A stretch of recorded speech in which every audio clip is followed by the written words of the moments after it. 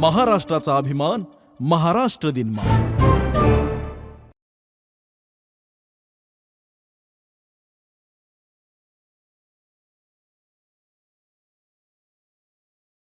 विचारपीठावरील मान्यवर चौसाळकर सर, श्रमिक प्रतिष्ठानचे सर्व आयोजक सहकारी आणि कोल्हापूरमधील सर्व बंधू भगिनींनो, मला माहिती आहे तुम्ही कदाचित वेगळ्या वक्त्यांना ऐकायला आलेला असाल, परंतु मला असं वाटतं की मीही त्याच एका नव्या पिढीला घेऊन या सगळ्या कार्यामध्ये सहभागी आहे, त्यामुळं मी माझ्या वतीनं नक्की मांडणी करेन.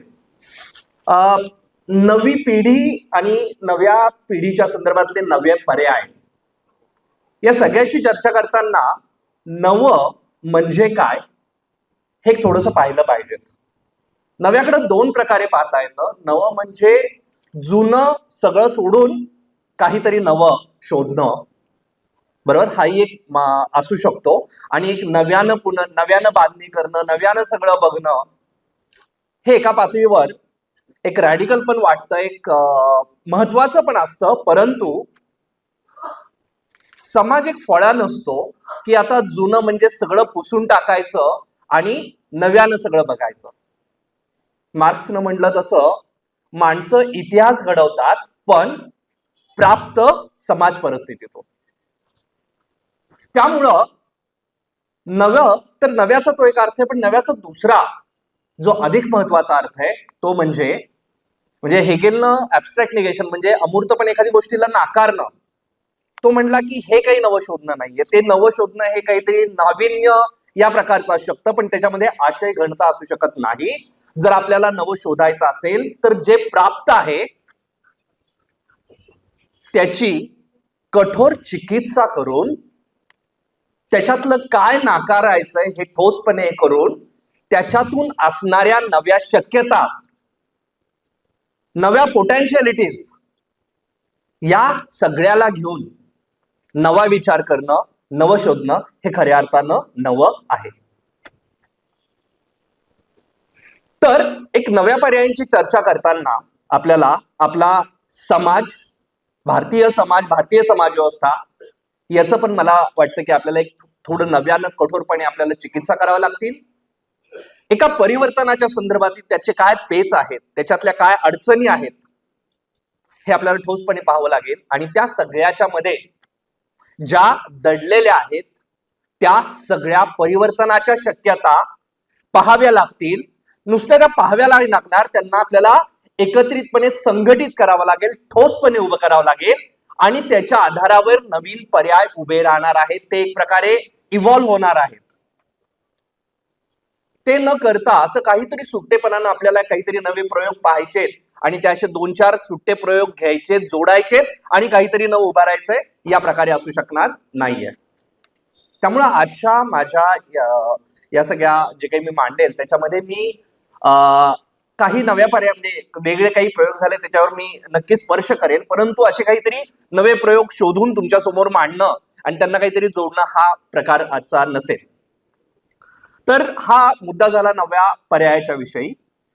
दुसरा मुद्दा नव्या पिढीचा. तर काल चौसाळकर सरांशी बोलणं झालं आणि मेघाताईंशी पण बोलणं झालं. मला जरा हायसं वाटलं की नव्या पिढीच्या संदर्भात विचार करताना काहीतरी फक्त तरुण पिढी आणि त्यांच्या संदर्भातच एवढ्या परिप्रेक्षात न बोलता किंबहुना थोड्याशा वेगळ्या प्रकारे की नव्या पिढीच्या समोर आज जी समाज व्यवस्था उभी आहे, बरोबर, पिढी जन्मते आणि पिढी जन्मते तेव्हा एक समाज व्यवस्था एक ऑलरेडी झालेली असते. त्या समाजाच्या आत ती नवी पिढी जन्मते. सो या नव्या पिढीला आपण कोणता समाज देत आहोत, कोणत्या भारतात ते वाढत आहे, तर त्या संदर्भात ती नवी पिढी किंवा ती नवी परिस्थिती आणि त्या नव्या परिस्थितीतील परिवर्तनाचे नवे पर्याय उभं करणं, हा साधारणतः या अंगाने मी आजच्या भाषणामध्ये काही मुद्दे मांडेल. आजच्या नव्या परिस्थितीचा विचार करताना मला असं वाटतं की खूप मी वेगळं सांगायची गरज नाही. आपल्या इथं असणाऱ्या सर्वांना आपली जी परिवर्तनाची नाळ आहे, मला असं वाटतं की ही नवी परिस्थिती, त्याचं गांभीर्य हे आपल्या सर्वांना माहिती आहे. एक स्वातंत्र्यानंतर जी काही एक संविधानात्मक लोकशाहीची चौकट होती, ती लोकशाहीची चौकट पूर्ण पोखरून खिळखिळ करण्याचं एक सध्या जोरदार कार्य चाललेलं आहे आणि हा एक प्रकारे आपल्या भारतीय जनतेचा एक ऐतिहासिक पराभव आहे. संविधानात्मक लोकशाही यांच्या मर्यादा आहेत, त्यांचे काही प्रॉब्लेम्स आहेत, परंतु तो सर्व एक प्रचंड दीर्घकालीन अशा जनतेच्या लढ्याचा, ती जी लढा आहे, त्यांचे हक्क आहेत, त्यांची जे मूल्य आहे, त्या सगळ्याचा एक परिपाक म्हणजे आपल्या संविधानात होता. मला इथं आवर्जून नमूद करावं वाटेल की भारताचा जो स्वतंत्र लढा होता, जगातला कदाचित वासाहतिक देशातील कदाचित भारतासारखा एक दीर्घ, ज्याला आपण एक मास मुवमेंट म्हणू, इतर कोणत्याही देशात झालेली नाही.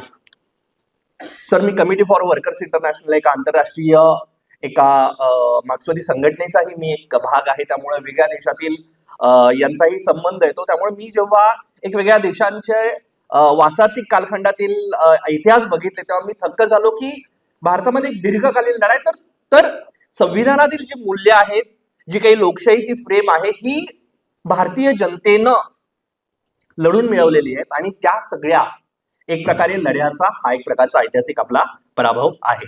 सो नव्या पिढीच्या बाबतीत आपण एक जी नवी परिस्थिती, ती नवी परिस्थिती अशी आहे आणि असं असलं तरी सुद्धा ही नवी परिस्थिती अवघड आहे, पेचाची आहे, परंतु ती अंधकारमय आहे किंवा तो काहीतरी फॅसिझम आहे हे मात्र मला वाटत नाही. आम्ही ते नाकारतो.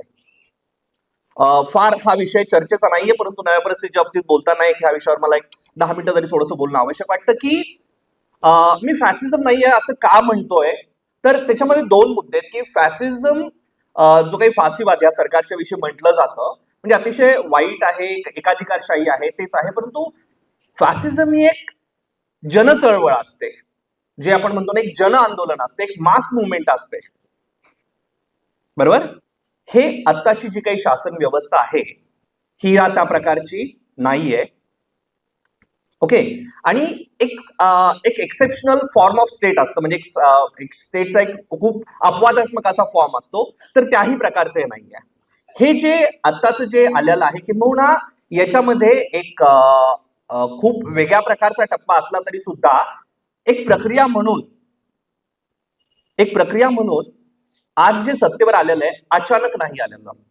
ह्याची पाळंमुळं स्वातंत्र्य काळानंतर तर आहेतच, स्वातंत्र्यपूर्व काळामध्ये सुद्धा आहे.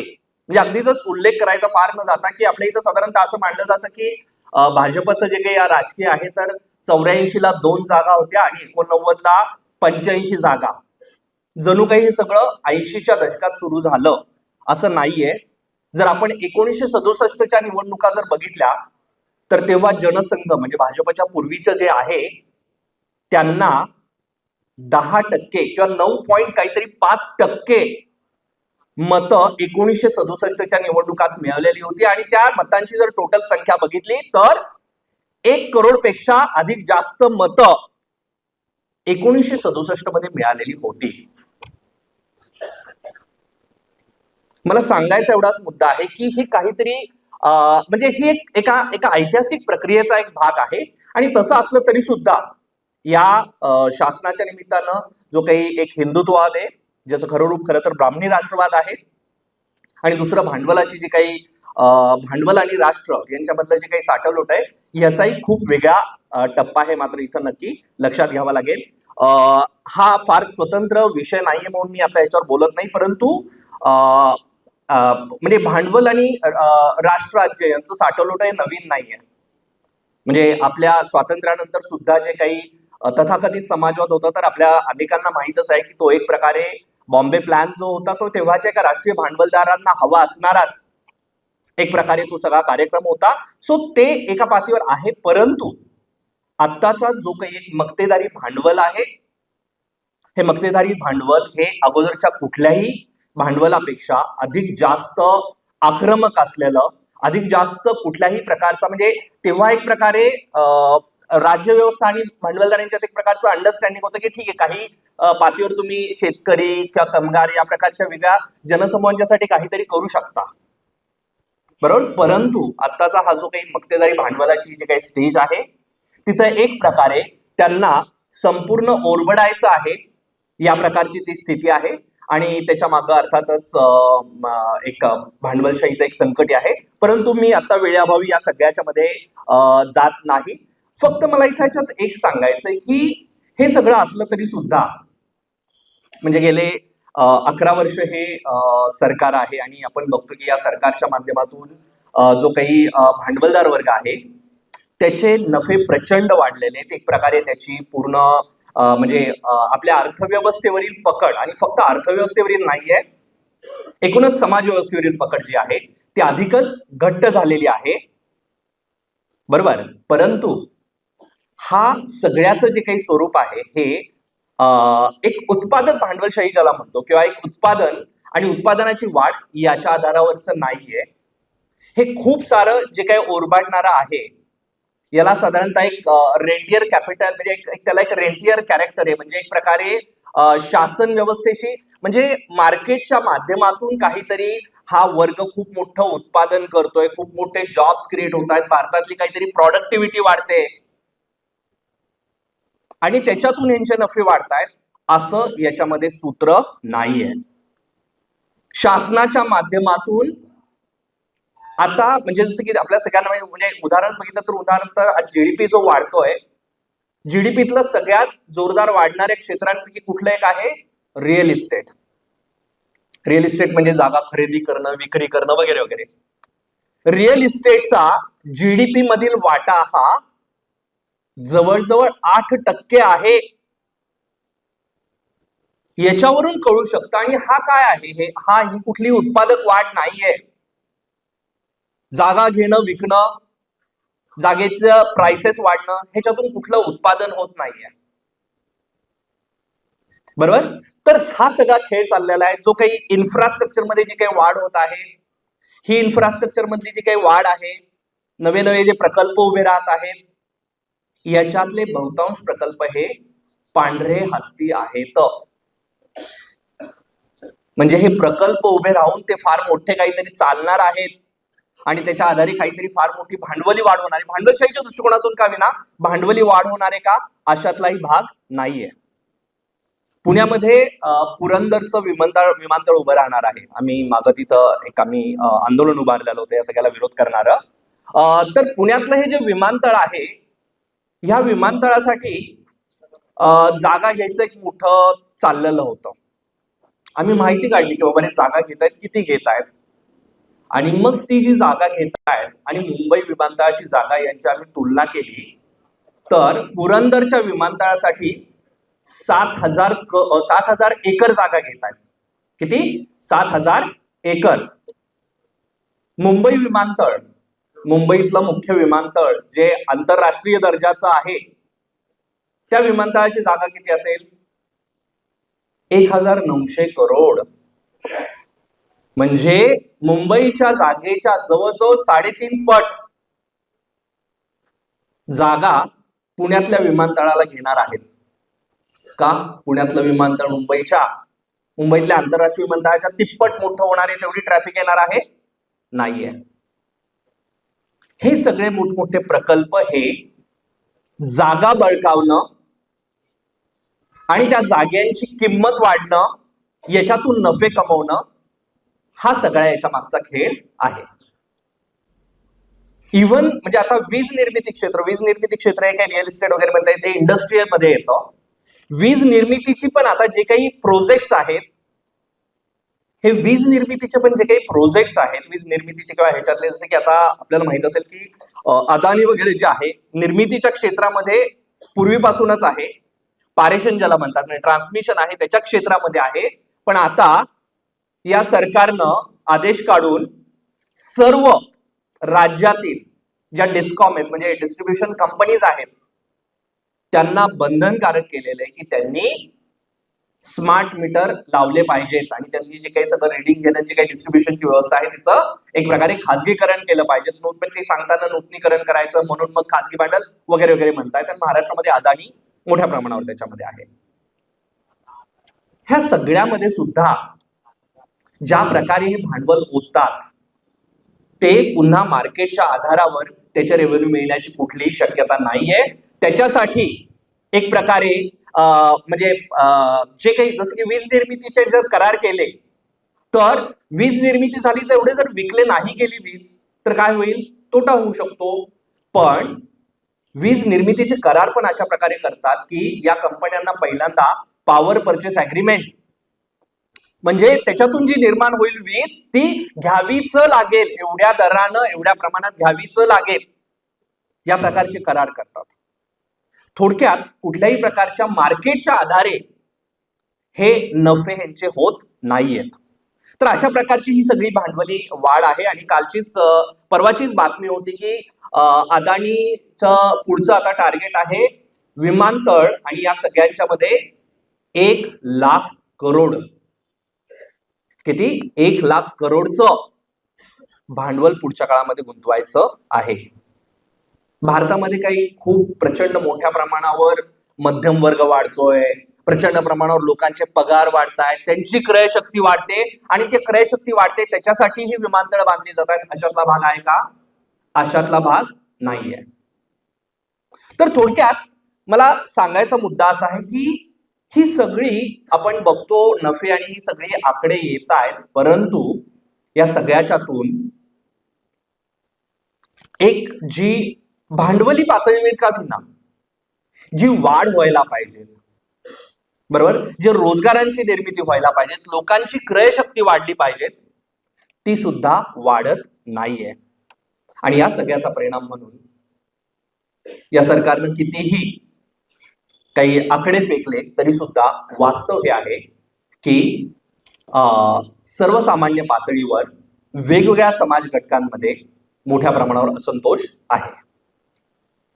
कारण रोजगाराची शेतकऱ्यांची मला वाटतं की मी फार वेगळं बोलायची गरज नाही. शेतकऱ्यांची देशातील काय स्थिती आहे, रोजगाराची काय स्थिती आहे, मी वेगळं बोलायची गरज नाहीये. पण एकेकाळी जो एक व्हाईट कॉलर मधला जो वर्ग होता, आयटी किंवा तत्सम बँका आणि या सगळ्यातला जो वर्ग होता, जो एकेकाळी या सरकारचा फार मोठा समर्थक होता, त्या वर्गाची सुद्धा आता अवस्था वाईट आहे. आयटी मध्ये नवे रोजगार तयार होत नाहीयेत, आहे त्यांना नोकऱ्यावरून काढलं जातं. मुद्दा असा आहे की या सरकारचा येतानाचा सत्तेवर येतानाचा जो काही सामाजिक पाया होता, तो सामाजिक पाया निश्चितपणे खचत चाललेला आहे. आणि मला वाटतं 2024च्या निवडणुकांमध्ये याचं प्रतिबिंब सुद्धा नक्की उमटलेलं आहे. किंबहुना खूप सुरुवातीपासून मी पुन्हा एकदा म्हणतो की का हा फॅसिझम या कॅटेगरीमध्ये आपण त्याला पाहू शकत नाही, की आपण पाहूया की 2014 नंतर सुद्धा खूप सातत्यानं जनतेची वेगवेगळ्या प्रकारची आंदोलनं होत आहेत. म्हणजे या सरकारच्या अगदी पीक कालखंडामध्ये 2016 वगैरे मध्ये आजचे आपले जे प्रमुख व्यक्ती असते कन्हैया कुमार, भारतामध्ये एक वारं तयार केलेलं होतं. कन्हैया कुमारच्या पॉलिटिक्सशी काही मतभेद आहेत, पण तेव्हा जे झालेलं होतं आणि याच्यामध्ये कोण होतं, सगळी तरुण पिढी होती. रोहित वेमुलाच्या एक संस्थात्मक हत्येनंतर भारतभरामध्ये जे आंदोलन उभं राहिलेलं होतं ते दलितांचं होतं, पण फक्त दलितांचं नव्हतं, खूप मोठ्या प्रमाणावर तरुण वर्ग याच्यामध्ये होता. त्या उन्नाव मधील पुन्हा जिग्नेश मेवाणीचं आंदोलन, त्याच्यापासून ते CA-NRC शेतकरी आंदोलन, ही सगळी आंदोलनं भारतामध्ये सातत्यानं तेव्हापासून होत आहेत.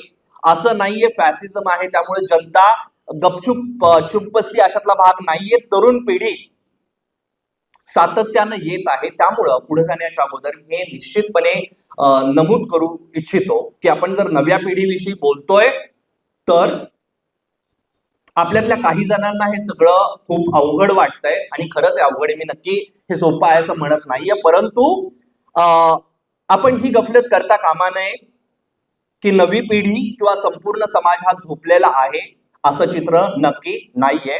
यांचं राजकीय प्रभुत्व नक्की आहे. मला वाटतं 2024च्या निवडणुकानंतरही बऱ्याच निवडणुका जिंकल्या गेल्या, परंतु हे राजकीय प्रभुत्व आहे, हे सामाजिक प्रभुत्व नाहीये. लक्षात घ्या, दोन वेगळ्या गोष्टी आहेत. कोणतीही जर सत्तेवर येतो तर त्याचा काहीतरी सामाजिक पाया असावा लागतो. तो सामाजिक पाया नसताना सुद्धा गडबडी घोटाळे करून किंवा काहीतरी युत्या बित्या करून सत्तेवर येऊ शकतात, येतात, पण ती त्या प्रकारची ताकद नसते. मी नंतर सुद्धा याच्यावर बोलेल की का हे म्हणजे जसं की महाराष्ट्रातलं जर घेतलं तर महाराष्ट्रामध्ये या सरकारचं काहीतरी 2/3 वगैरे बहुमत आहे. मला सांगा ग्राउंडवर ही स्थिती आहे का? ग्राउंडवर असं आहे का की या सरकारनं चुटकी वाजवली आणि रस्त्यावर ताकद उभी राहिली? नाहीये. त्यामुळे हे एकाधिकारशाही सरकार नक्की आहे, परंतु त्या प्रकारची, कारण फॅसिझमचं हे वैशिष्ट्य आहे की ती फक्त स्टेटची पॉवर नसते, तर ती रस्त्यावरची पॉवर असते. एका पातळीपर्यंत होतं, मला वाटतं 2014 ते एक साधारणतः स्थूलार्थानं आपण एक 2020 पर्यंत वगैरे म्हणू, नक्की एक राष्ट्रवाद आणि या सगळ्याचा एक जोर होता, एक जनतेमध्ये एक प्रकारे एक नवीन आशा होती, पण खूप स्पष्टपणे मला वाटतं की तो टप्पा गेलेला आहे. हे सरकार राहील माहित नाही, अजून काही काळ सुद्धा राहील, पण नुसती राजकीय सत्ता आहे तर ती गोष्ट वेगळी आहे. जर राजकीय सत्ता पण आहे आणि रस्त्यावरील सामाजिक सत्ता पण जर आहे अशा उजव्या शक्तींच्याकडं, तर तो नक्की गांभीर्याचा मुद्दा आहे. परंतु आत्ताच्या याच्यामध्ये तो गंभीर आहे. परंतु मला नक्की सांगायचं आहे की जर आपल्याला नव्या शक्यता शोधायच्या असतील परिवर्तनाचे, तर आपण एका काय म्हणतात एक हतबद्ध होऊन किंवा निराश होऊन किंवा एक अंधारलेल्या स्थितीमध्ये दाटून आपल्याला ते नव्या पर्याय, नव्या शक्यता बघता येणार नाहीत. हे मला निश्चितपणे मांडायचं आहे. पण मग जर पुढच्या मुद्द्याच्याकडे जाताना की पण मग जर ही स्थिती आहे, नव्या एक प्रकारे समाजामध्ये असंतोष आहे, समाजातलं शोषण वाढलेलं आहे, तर मग असं म्हणतोय का की शोषण वाढलंय, असंतोष आहे म्हणून नवा पर्याय उभा राहणार आहे? एवढंही साध्या सोप्या प्रकारचं नाहीये. मला असं वाटतं कधी कधी हे होतं, थोडंसं डाव्या चळीत वगैरे होतं की भांडवलशाही किती अरिष्टग्रस्त आहे, किती संकटग्रस्त आहे, आणि मग आता संकटग्रस्त आहे म्हणून आता परिवर्तन होणार आहे. या प्रकारचं एक सोपं एक प्रकारे इक्वेशन कधी कधी जोडलं जातं. मी त्या प्रकारे म्हणत नाहीये, कारण हा जो असंतोष आहे तो असंतोष नुसतं असणं पुरेसं नसतं. त्या असंतोषाला त्याच्यातून एक विशिष्ट सत्तेचे संबंध कसे आहेत, त्याला कशा प्रकारे हादरा द्यायचे, विशिष्ट जाणीवा निर्माण व्हाव्या लागतात, त्याला एक विशिष्ट संघटनात्मक फॉर्म द्यावे लागतात, त्याला संघटित करणारा एक विशिष्ट कार्यक्रम द्यावा लागतो. तो न देता शोषणाच्या व्यवस्था बऱ्याच काळ सुद्धा चालू शकतात. आपल्या इथल्या जाती व्यवस्था आणि ती किती काळ चालली ह्याचा इतिहास मी वेगळा सांगायची गरज नाहीये. त्यामुळे मी हे नाही म्हणत आहे की असंतोष आहे आणि हे आहे म्हणून परिवर्तन होईल, पण ती नक्की आपली सुरुवात आहे. तर मग काय करावं लागेल, तर मग आपल्याला याला अतिशय ठोसपणे पाहावं लागेल, ह्याला कॉन्क्रीटली आपल्याला पकडावं लागेल. तर मग तो असंतोष जर आहे तर तो कुठं आहे, काय आहे, कशा प्रकारचा आहे, हे आपल्याला नीटपणे पाहावं लागेल. आणि ते पाहायचं असेल तर आपल्याला भारतीय समाज व्यवस्थेकडं एक थोडस नव्यानं बघण्याची गरज आहे. पुन्हा नव्यानं बघताना मी पहिल्या नव्याच्या अर्थासंदर्भातच म्हणतो, पण एका नव्या संदर्भात भारतीय समाज व्यवस्थेचं एक विश्लेषण करण्याची, त्याच्यातल्या एक परिवर्तनाच्या कार्यक्रमाची नव्यानं मांडणी करण्याची नक्की गरज आहे. मग हे करताना एक प्रमुख गोष्ट मला असं वाटतं की आपण लक्षात घेतली पाहिजे की भारतीय समाज हा बहुस्तरीय आहे. भारतीय समाजातली बहुस्तरीयता मला असं वाटतं की नीट प्रकारे लक्षात घेतली जात नाही, किंवा ती अधिक चांगल्या प्रकारे मला असं वाटतं की लक्षात घेण्याची गरज आहे. ही बहुस्तरीयता एक 2 पातळीवरची आहे. एक म्हणजे ती एक सामाजिक पातळीवरचे, सामाजिक पातळीवर वेगळे स्तर आहेत, आणि दुसऱ्या पातळीवरती प्रादेशिक पण आहे. आपण एक उदाहरण घेऊया. नव्या पिढीच्या विषयी बोलतोय तर एक कुठल्या तरी पुण्यामध्ये समजा काहीतरी स्पर्धा परीक्षेसाठी किंवा कोणतरी आलेली 2 मुलं आहेत, दोन्ही समान वयाचे आहेत, पण एक कुठल्या तरी शहरातल्या एका नोकरदार वर्गातला आहे आणि दुसरा एखाद्या ग्रामीण भागातील शेतकरी कुटुंबातला आहे. दोघंही एकाच ठिकाणी आहेत, दोघंही जेन झी वगैरे आहेत, सेम मोबाईल फोन वगैरे वापरतात वगैरे वगैरे. आपण म्हणत की दोघांचं आर्थिक उत्पन्न पण एकाच गटातलं आहे, पण तरी सुद्धा या परिस्थितीचं आकलन कशा प्रकारे केलं जाईल, त्याला कशा प्रकारे प्रतिसाद दिला जाईल हे समान असू शकतं का? नाही. बरोबर. तर आपल्याला मग नुसतं युवक म्हणून चालणार नाहीये, तर आपल्याला ते कुठून आलेले आहेत. आणि हे करताना मी फक्त एक शहरी ग्रामीण या पातळीवर सुद्धा म्हणत नाही, बरोबर ना. कारण शेतकरी म्हणजे आपल्याला शेतकरी कुठून ते बघावं लागेल, पण शेतकऱ्यांमध्ये सुद्धा फक्त शेतकरी म्हणून बघून चालणार नाही ना. भारतामध्ये हा शेतकरी म्हणजे मध्ये शेतकरी आंदोलन झालं, एका पातळीवर शेतकऱ्यांचंच आंदोलन होतं, पण आपण हे विसरू शकत नाही ते पंजाब आणि पश्चिम युपीतील शेतकऱ्यांचं आंदोलन होतं. पंजाब आणि पश्चिम उत्तर प्रदेश मधील शेतकरी आणि महाराष्ट्रातील शेतकरी एक नाहीये. शेतकरीच आहेत, पण दोघांची जी जडणघडण आहे, दोघांचा जो काही सामाजिक, आर्थिक, सांस्कृतिक अवकाश आहे तो पूर्णतः वेगळा आहे. हा मुद्दा आपल्याला समजून घ्यावा लागेल. भारतीय समाजाचं आकलन करताना भारत एक राष्ट्र आहे, भारतामध्ये निश्चित भांडवलशाही आहे, पण ते एवढं सोपं नाही की भारतामध्ये भांडवलशाही आहे म्हणजे दोन वर्ग आहेत, हा भांडवलदार वर्ग आहे, हा कामगार वर्ग किंवा मग हा शेतकरी वर्ग. नक्की आहे म्हणजे भांडवलशाहीच आहे, अर्धसरंजामी वगैरे आम्ही मानत नाही, परंतु ही एका पातळीवर जशी राष्ट्रीय आहे तशीच ती प्रादेशिक पण आहे. भारतातील प्रत्येक प्रांताचं, प्रदेशाचं असं वेगळं सामाजिक आर्थिक चारित्र्य आहे, प्रत्येक भागाची एक वेगळी सांस्कृतिक अशी पार्श्वभूमी आहे, ती समजून घेणं अतिशय महत्वाचं आहे. आत्ताच आपण शेतकरी समुदायाच्या विषयी बोललो. आपण बघितलं जर आपण तीन जर राज्य घेतली, बिहार, महाराष्ट्र, गुजरात,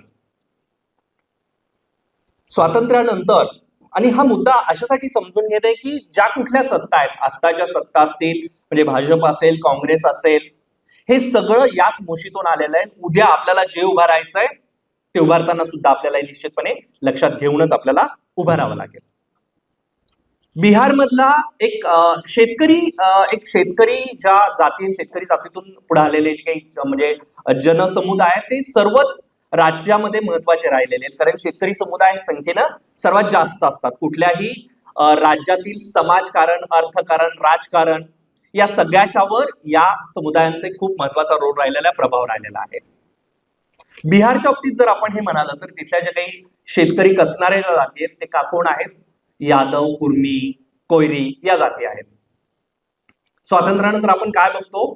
स्वातंत्र्यानंतर किंवा त्याच्या आसपास त्या राज्यांच्यातील सत्ता ही तिथला शेतकरी वर्ग आहे तो दुय्यम स्थानावर आहे, आणि त्या राज्यांच्यातील सत्ता, आणि मी फक्त सत्ता म्हणजे इथं राजकीय सत्ता या अर्थाने नाही म्हणते, सामाजिक सत्ता, आर्थिक सत्ता, सांस्कृतिक सत्ता, ही तिथले जे काही एक जमीनदार वर्ग आहेत, म्हणजे ज्याच्यामध्ये भूमिहार आहेत, ब्राह्मण आहेत, कायस्थ आहेत, या सगळ्यांच्या ताब्यात राहिली. तिथला शेतकरी, जो प्रमुख शेतकरी वर्ग जे होते, जे प्रत्यक्ष कसणारे होते, तिथे तो दुय्यम स्थानावर राहिलेले दिसत आहेत. महाराष्ट्राच्या बाबतीत जर बघितलं तर आपल्याला काय दिसतंय? महाराष्ट्रात जो एक प्रमुख शेतकरी समुदाय आलेला आहे, मराठा समाज, तर महाराष्ट्रात इतर कोणत्याही राज्यापेक्षा एक वेगळी पार्श्वभूमी दिसते आपल्याला. एक ज्याला आपण फुले शाहू आंबेडकरी चळवळ म्हणतो, त्या फुले शाहू आंबेडकरी चळवळीच्या माध्यमातून इथल्या शेतकरी समुदायाने पुरोगामी भूमिका घेतलेली आहे. पुरोगामी भूमिकेतून इतर समाजांनाही बरोबर घेऊन एकत्रितपणे एक काहीतरी पुरोगामी मूल्यांच्या आधारावर एक राजसत्ता एक उभारलेली आहे, बरोबर. आणि हेच तिसरं राज्य म्हणजे इथं आपल्या इथं त्यांनी एक म्हणजे फुले शाहू आंबेडकरी चळवळीने इथली जी काही प्रस्थापित राज्यव्यवस्था होती, पेशवाई नंतर इथली जी काही ब्राह्मणी सत्ता होती, जी निश्चितपणे होती, तिला व्यवस्थितपणे आव्हान देऊन एक प्रकारचं नवं एक काहीतरी पुरोगामी मूल्यांच्यावर आलेलं आहे. ते पुढे बिलकुल टिकलेलं नाहीये, हे आपल्याला नक्की लक्षात घ्यावं लागेल, पण ठीक आहे, तो काय आता चर्चेचा विषय नाहीये. याच्या उलट गुजरातमध्ये काय घडलेलं आहे? गुजरात मधला प्रमुख कृषी समुदाय म्हणजे कुठला? पटेल. भारतामध्ये कुठेही झालं नाही, ते गुजरातमध्ये झालेलं आहे.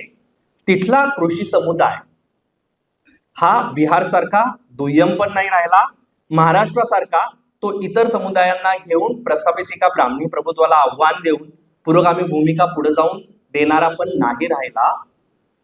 गुजरातमध्ये जे घडलं ते उलट घडलं. हा कृषी समाज हा खूप पटकन एका भांडवली शक्तींशी त्यानं अलायन्स केलेली आहे आणि गुजरातमध्ये पटेल ब्राह्मण बनिया यांची युती ही स्वातंत्र्यपूर्व काळापासूनच निर्माण झालेली आहे. तेव्हा ती काँग्रेसच्या माध्यमातून होती, नंतर तिनं काँग्रेसची साथ सोडून दिली, परंतु स्वातंत्र्याच्या वेळेसचं गुजरात मध्ये एक प्रकारे या वर्गाची युती होती जी पुढे अधिकाधिक घट्ट होत गेली आणि या युतीचा परिणाम म्हणून गुजरातमध्ये दलितांची कुठलीही मोठी आंदोलन आपल्याला दिसणार नाहीत, ओबीसींची दिसणार नाहीत, कामगारांची मोठी आंदोलन सुद्धा आपल्याला फार दिसत नाहीत. आणि याची जर महाराष्ट्राशी तुलना केली, फार स्पष्टपणे आपल्याला महाराष्ट्रामध्ये किती मोठी आंदोलनं झाली, कामगारांची झाली, शेतकऱ्यांची झाली, आपल्याला स्पष्टपणे कळू शकतं. हे असं का झालेलं आहे? मी जे म्हणतोय ना की प्रत्येक प्रदेशाची स्वतःची अशी एक वैशिष्ट्यपूर्ण रचना आहे आणि मग या सगळ्यातून आपल्याला कळतं की गुजरातमध्ये नंतर मग हा वर्ग त्याला जेव्हा काँग्रेसच्या एका धोरणांच्याशी फारकत झाली, मग नंतर जनता दल वगैरे वगैरे सगळं करत स्वतंत्रता पक्ष करून नंतर शेवटी या युतीनं आपल्या हितसंबंधांसाठी हिंदुत्वाचा स्वीकार केलेला आहे. एक प्रकारे संपूर्ण नियंत्रण. लक्षात घ्या, भाजपचा गुजरातमधला पाया का स्ट्रॉंग आहे? त्याचं कारण तिथले काहीतरी नेते खूप काहीतरी विलक्षण आहेत हा नाहीये, हा सामाजिक पाया आहे. या विशिष्ट वर्गांची एक जे उच्च जात वर्गीय युती, तो त्या घट्ट सामाजिक पायावर तिथलं जे काही राजकारण आहे ते उभं आहे.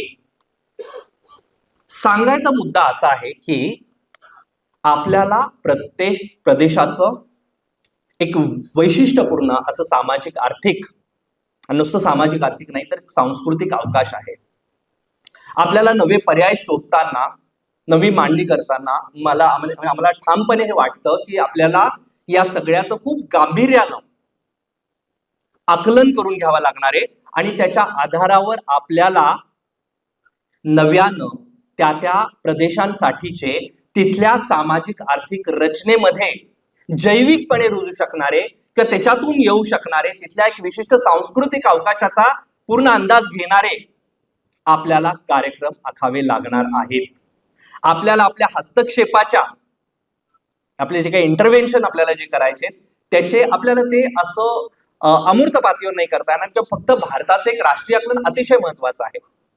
मी ते नाकारत नाहीये की मुळात नुसतं भारताचं नाहीये, भारताच्या जागतिक पातळीपासून आपल्याला सुरुवात करावी लागणार आहे, पण फक्त तिथं थांबून चालणार नाही. तर आपल्याला प्रत्येक या सगळ्याचं एक खूप ठोसपणे आकलन करणं, त्याची एक मांडणी करणं हे आपल्याला अतिशय महत्वाचं ठरणार आहे.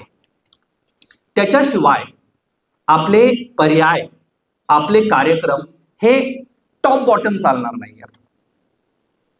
बरोबर, कुठंतरी एक काहीतरी केंद्रीय स्थानावर कुठंतरी लिहिलं गेले की बाबा रे, आणि मग ते काहीतरी पुस्तकं वाचली, थेरी वाचली, थेरी वाचल्यानंतर भारतीय समाज असा असा आहे, त्याची ही स्थिती आहे आणि त्यासाठीचा हा प्रोग्राम आहे, तो पाठवून दिला आणि तिथं त्या प्रकारे कार्यक्रम, हे होऊन चालणार नाहीये.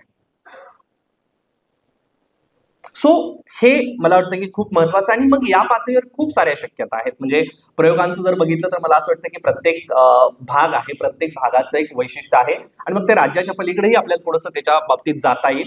पण त्या त्या भागातील जे काही आर्थिक जी काही साधनं असतील, तिथले जे काही तरुण असतील, तिथले जे काही कौशल्य असतील, त्या सगळ्याला घेऊन आपल्याला खूप सारे प्रयोग उभारता येतील. म्हणजे जसं की म्हणजे मागं आम्ही वसमतला गेलेलो होतो, हिंगोलीला.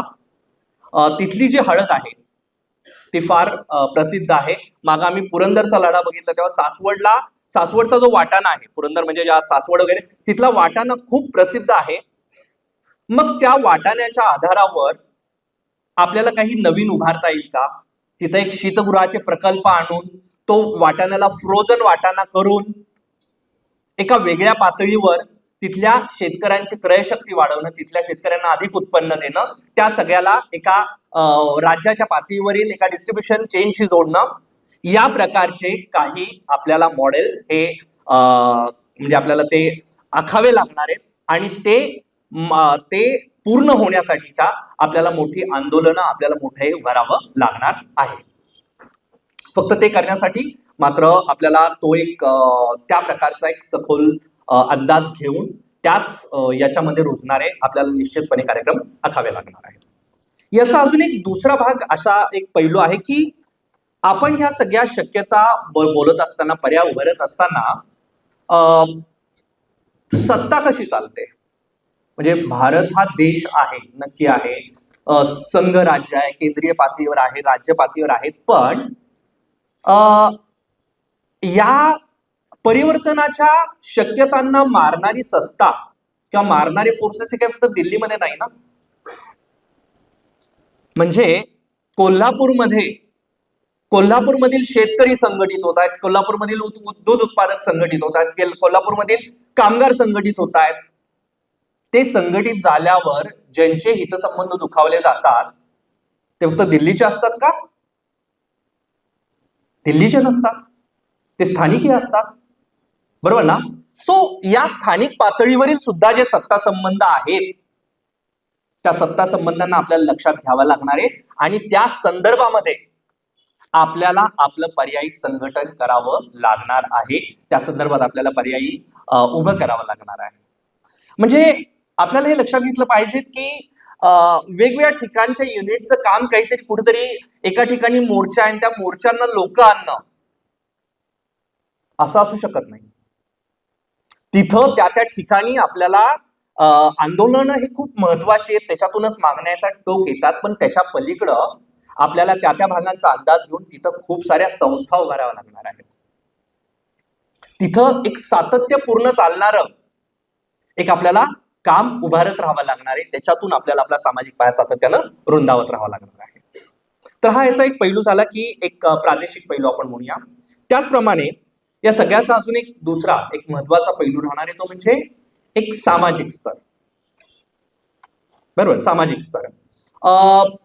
जसं की आता आपण कामगार जरी बघितलं, बरोबर, तरी कामगार आणि कामगारांचं संघटन महत्वाचं आहे, पण एक संघटित क्षेत्रातला कामगार आणि असंघटित क्षेत्रातील कामगार आपण एक मानू शकतो का?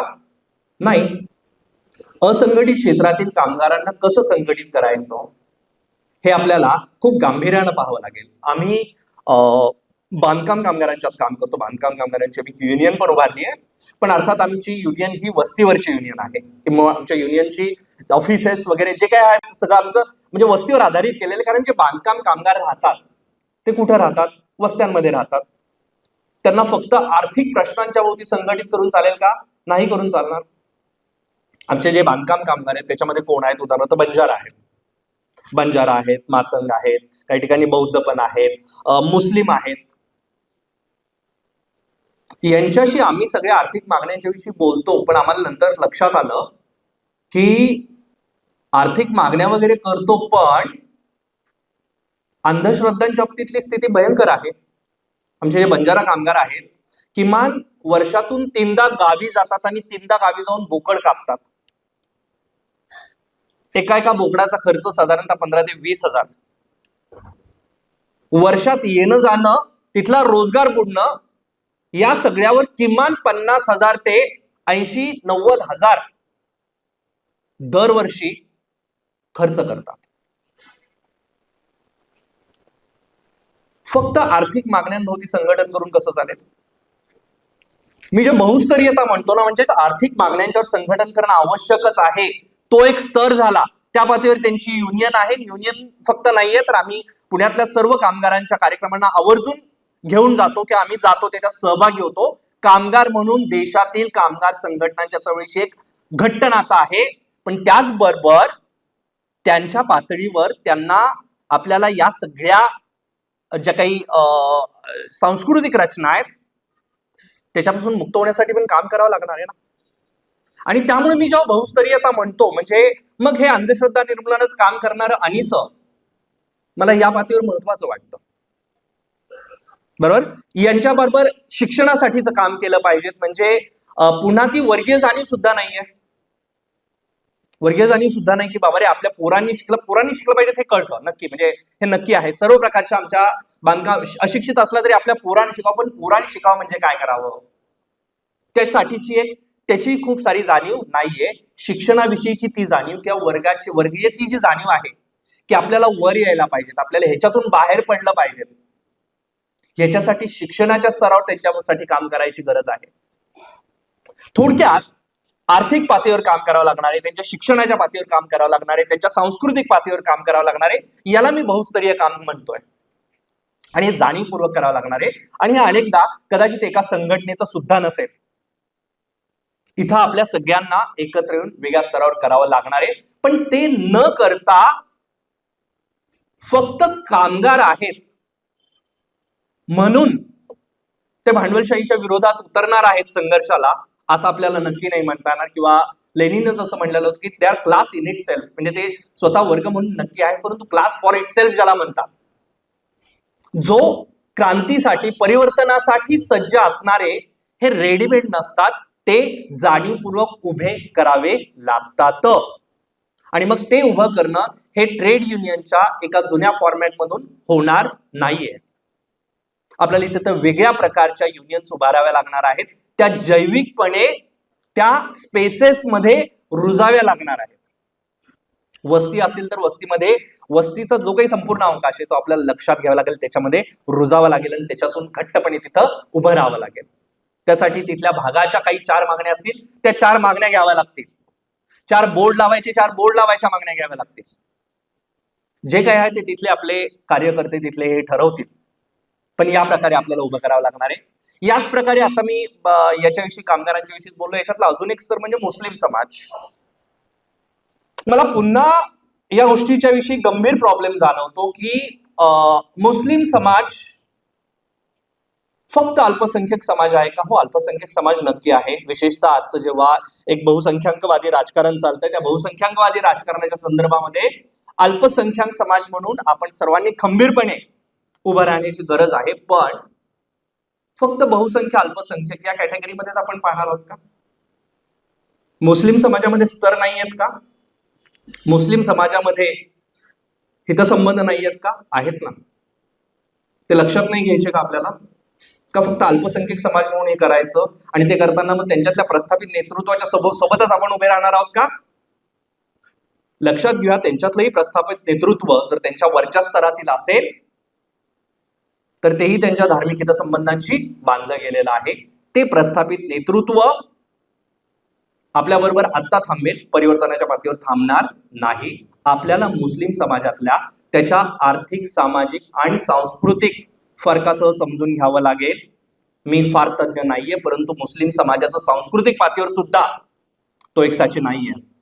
आमचे जे कामगार आहेत त्याच्यातले बेलदार, म्हणजे बेलदार ही एक मुस्लिमांच्यातली जात आहे जी बांधकाम कामगारांच्या ट्रॅडिशनली आहे. विशेषतः खानदेश वगैरे मधून आलेले जे काही बेलदार आहेत ते आमचे कामगार आहेत. मध्ये एक ईदला आम्ही अशाच आमच्या एक कामगार आहेत त्यांच्या घरी गेलेलो होतो आणि मुलगी वगैरे शिकते, मुलगी आहे पण मुलीला पण शिकवतात, तर मग त्याच्याविषयी चर्चा चाललेली. मग आता तिचं ऍडमिशन वगैरे, तर मग काय कागदपत्र वगैरे गोळा केली का? तर ते म्हणले हो काढलं, आमचे जातीचं सर्टिफिकेट पण काढलं, म्हणजे NT याच्यामध्ये येते त्यामुळे त्यांच्याकडं सर्टिफिकेट आहे. तर मला कौतुक वाटलं की बाबा रे एवढे जागरूक आहेत की मुलीच्या याच्यासाठी, आणि सर्टिफिकेट पण काढलं. म्हणलं हो का, मिळालं का? हा ना मिला सर. म्हणलं ओके ठीक आहे. मग म्हणलं कसं काय, म्हणजे मिळालं ना? ते म्हणले नाही, पहिल्यांदा तर खूप अडचणी आल्या म्हणले, म्हणजे आम्हाला ते मिळत नव्हतं, पण आम्हाला ते डॉक्टर साहेबांमुळे मिळालं. म्हणलं अच्छा, म्हणजे डॉक्टर साहेबांमुळे मिळालं?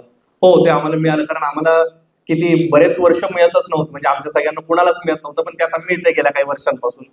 ठीक आहे म्हणलं अजून थोडंसं बोलल्यावर ते 1-2दा उल्लेख आला. डॉक्टर साहेब विचारलं की, म्हटलं ठीक आहे, कोणतरी चांगलं आहे यांच्या समुदायात मुलांना शिक्षणासाठी काम करताय ना, असं असेल तर भेटलं पाहिजे नाही का? शिक्षणासाठी काम करणारे असं सगळ्यांना आपण आउट ऑफ जाऊन म्हणजे हातभार लावलाच पाहिजेत ना. म्हणलं की कोण डॉक्टर साहेब म्हणल्यावर ते वो डॉक्टर साहेब आणि एक 2-3 मिनिटं थोडंसं अडखळलं, पण मी थोडंसं विचारलं. नंतर जे उत्तर दिलं ते उत्तर ऐकल्यावर मी स्तब्ध झालो.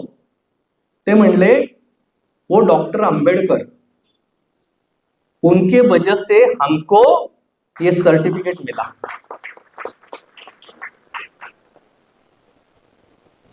मला महत्वाचं वाटलं.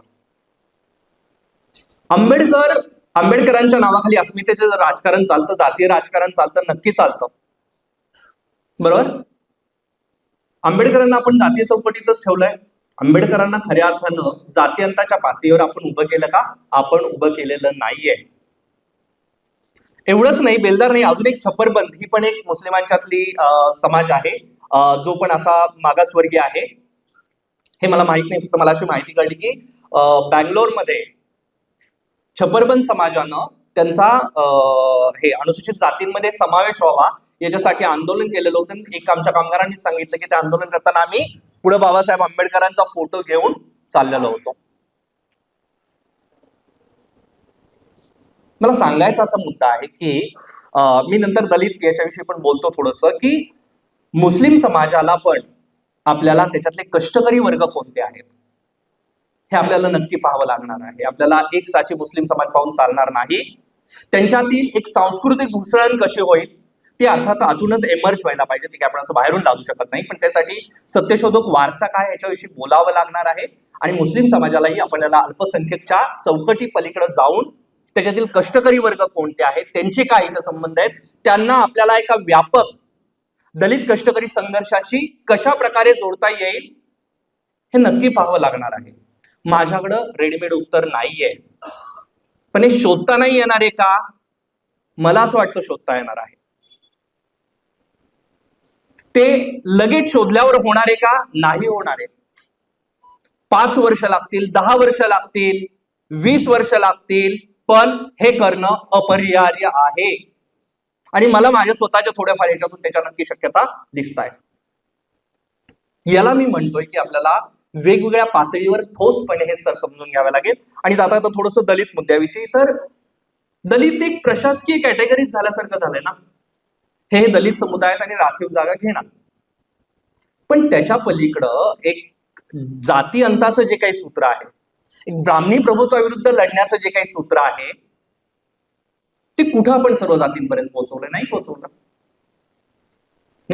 ते पोहोचवण्यात आपण अत्यंत कमी पडलेलो आहोत. मला असं वाटतं आपल्याला हे पोहोचवावं लागणार आहे. दलिताला, एक दलित कॅटेगरीला, म्हणजे त्या शब्दाला त्याच्या मागची असणारी जी काही संघर्षाची जी काही परंपरा आहे, जो काही वारसा आहे, मला वाटतं की तो नेण्यासाठी आपल्याला पुन्हा वेगवेगळ्या दलित जातींचा नीट अभ्यास करून त्यांच्यामध्ये उतरून आपल्याला एक नव्यानं याच्यातील जी संघर्षाचा जो धागा आहे, परिवर्तनाचा जो धागा आहे, तो आपल्याला ठोसपणे उभा करावा लागेल. आणि हे सगळं करताना आपल्याला वर्गीय बाब दुर्लक्षून चालणार नाही. जात आणि वर्ग स्वतंत्र मुद्दा आहे, मी आता बोलत नाही, ते स्वतंत्रच ठरेल, पण मग याच्यातले आपल्याला पुन्हा एकदा एक साची बघून चालणार नाही. दलितांमध्ये छोटा का विना एक वर्ग आहे ज्याचे हितसंबंध परिवर्तनाशी नाही आहेत, नाकारून चालणार नाही, बरोबर. ह्याच्यामध्ये फक्त राजकारणीच आपल्याला बघून चालणार नाही, की ह्याच्यातला वरचा आलेला मग सरकारी नोकरीतला वर्ग असेल, विद्यापीठातील प्राध्यापकांचा वर्ग असेल, त्यांचे हितसंबंध त्यांच्या पगाराशी आहेत, त्यांच्या नोकऱ्यांशी आहेत. आंबेडकरांच्या नावावर जयंता करणाऱ्या, पुण्यतिथी करणाऱ्या काही जण आज कुणाच्या बरोबर आहेत हे मी वेगळं सांगायची गरज नाहीये. हे सगळं मांडून ह्या सगळ्याच्या सहित आपल्याला दलित समाजामध्ये दलित कष्टकरी एक वेगळी आपल्याला युती, आपल्याला एक आघाडी, या सगळ्या जातवर्गीय गुंतागुंती सहित आणि एक याच्यासाठीचा एक नवा प्रोग्राम आखून, एक नवा कार्यक्रम आखून आपल्याला जावं लागणार आहे. ते न करता आपल्याला कुठल्याही एक नव्या प्रकारची उभारणी करता येणार नाही. थोडक्यात मी जेव्हा एक बहुस्तरीयता म्हणतोय, मी जेव्हा एक थोडंसं एक वेगळ्या प्रकारे आपल्याला हे उभारायचं म्हणतोय, तेव्हा त्याच्यामध्ये हा एक ठोस कॉन्क्रीट आधार, पुन्हा एकदा म्हणजे मी पहिली जी व्याख्या आहे की आपल्याला नव शोधताना आत्ताचं जे आहे त्याचं ठोसपणे आकलन करावं लागणार आहे आणि त्याच्यामधला एक ठोसपणे हे सगळं बदलण्याचा आपल्याला कार्यक्रम आखावा लागणार आहे. पण हे सगळं करताना पुन्हा एकदा हे सगळं विस्कळीत किंवा एक डिसेंट्रलाइज वेगवेगळं असंही नाही म्हणत आहे, तसं करून उपयोगी नाही. हे सगळं एका व्यापक धाग्यानं सुद्धा आपल्याला जोडावं लागेल. यांच्यामधले एक विशिष्ट प्रकारचे जे संबंध आहेत ते आपल्याला पाहावे लागणार आहेत. म्हणजे काही हे फक्त खालीच करावं असं नाही. ह्याच्यामध्ये एक मी मगाशीच म्हटलं तसं भारतात एक राष्ट्र आहे हा फक्त मुद्दा नाहीये. एक खूप मोठ्या प्रमाणावर एक राष्ट्रीय पातळीवरच एकी झालेली आहे, संघटन झालेलं आहे. अर्थव्यवस्थेच्या पातळीवर, वेगळ्या पातळीवर आपल्याला तो अभ्यास करावा लागेल. किंबहुना त्या संदर्भामध्ये आपल्याला वेगवेगळे प्रादेशिक, वेगवेगळे जे काही स्तरीय कार्यक्रम आहेत ते आपल्याला बघावे लागतील. आणि आपल्याला या सगळ्याला म्हणजे कुठल्याही ठिकाणचे परिवर्तनाचे लढे म्हणजे लक्षात घेऊयात आपण की प्रत्येक स्तरामधील किंवा प्रत्येक भागातील तिथल्या परिवर्तनाचा एक विशिष्ट लढा, एक विशिष्ट कार्यक्रम असेल, पण तो सुट्टा नसेल. तो सुट्टा असून चालणार नाही. तो सुट्टा असून चालणार नाही. तो एका देशभरातील किंवा देशभरातील का देशाच्याही पलीकडं एका जागतिक परिवर्तनाच्या लढ्याशी घट्टपणे आपल्याला बांधावा लागणार आहे. पण हे सगळं करून आपल्याला खूप स्पष्टपणे आपल्याला त्या रचनांमध्ये एक व्हॅनगार्ड्स उभे करावे लागणार आहेत. एक आघाडीचा एक शिलेदार ज्याला म्हणतो ते उभे करावे लागणार आहेत. मी पुन्हा व्हॅनगार्ड ही संकल्पना मी चुकूनही बाजूला करणार नाही. फक्त ती काहीतरी एक या स्वरूपाची नाही. ती वेगवेगळ्या स्तरांमध्ये, वेगवेगळ्या स्पेसमध्ये तो आपण जेव्हा हे जैविकपणे सगळं उभारणार आहोत ना, तेव्हा जसं आपण वस्ती पातळीवर म्हटलं, जेव्हा तुम्ही तिथल्या सगळ्या सामाजिक, आर्थिक, सांस्कृतिक गोष्टींना घेऊन जेव्हा तिथं उभा राहणार आहे, तेव्हा तिथं जे काही संघटन उभं राहील ते फक्त कदाचित तिथल्या एका कामगारांसाठी नसेल, तिथल्या वेगवेगळ्या म्हणजे कष्टकरी संपूर्ण जनतेसाठी असतील. आपला जो लढा आहे तो आपण हा पक्ष विरुद्ध ती पक्ष असं बघत नाही, पण त्याच वेळेस आपला जो लढा आहे तो परिवर्तनाचा आहे. त्या अर्थानं तो फक्त परिवर्तन करणं असा नाही, तर ठोसपणे सत्ता संबंध बदलण्याचा लढा आहे. प्रस्थापित जी सत्ता आहे, प्रस्थापित म्हणजे मी एका पक्षाच्या अर्थानं म्हणत नाही. प्रस्थापित जी सत्ता आहे त्या सत्तेला आपल्याला आव्हान द्यायचं आहे आणि खऱ्या अर्थानं कष्टकरी जनतेची जी सत्ता आहे ती आणायची आहे. ती जर आणायची असेल तर ती उद्या नाही येणार आहे. मला जाताना मी फक्त एक थोडासा हाच मुद्दा मांडेल की क्रांतीच्या एक साधारणतः दोन म्हणजे संकल्पना आहेत. एक म्हणजे भांडवलशाही अरिष्टामध्ये जाईल. भांडवलशाहीचं एक अरिष्ट आहे. भांडवलशाही सातत्यानं अरिष्टग्रस्त व्यवस्था आहे आणि तिचं अरिष्ट या टोकाला जाईल की ती व्यवस्था कोसळेल, त्या व्यवस्थेतून एक परिवर्तन उभं राहील. हे नक्की होणार आहे. भांडवली व्यवस्थेचे अरिष्ट आहे ते अतिशय गडद होत चाललेलं आहे. आपल्याला वरवर एखादी व्यवस्था दिसते, मला वाटतं व्यवस्था दिसणं याला आपण काय म्हणतात हे नको पाहायला. म्हणजे ती व्यवस्था आतून पोखरत जाते, ती पडत नाही तोपर्यंत ती आहे अशी दिसते, बरोबर. पण ती जर आतून पोखरत चाललेली असेल तर ती नक्की कोसळण्याच्या दिशेने चालते.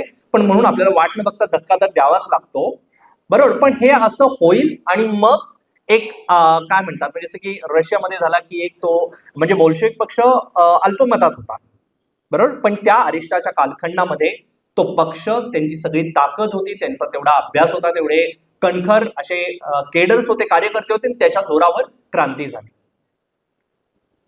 हे कसं होऊ शकतं आणि हे होऊ शकतं आणि हे महत्वाचं आहे की त्यासाठी अशा प्रकारचे आहे. परंतु फक्त तोच एक प्रकार नसेल, बरोबर, की आपण त्याच्यासाठी थांबू शकत नाही.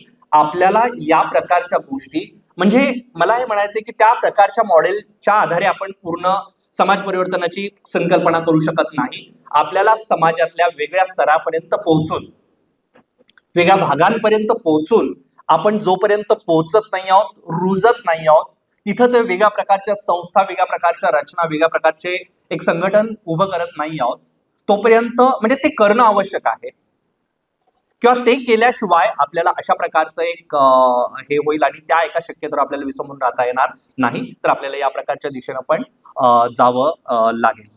तर ठीक आहे, एवढे मुद्दे बोलून मी थांबतो.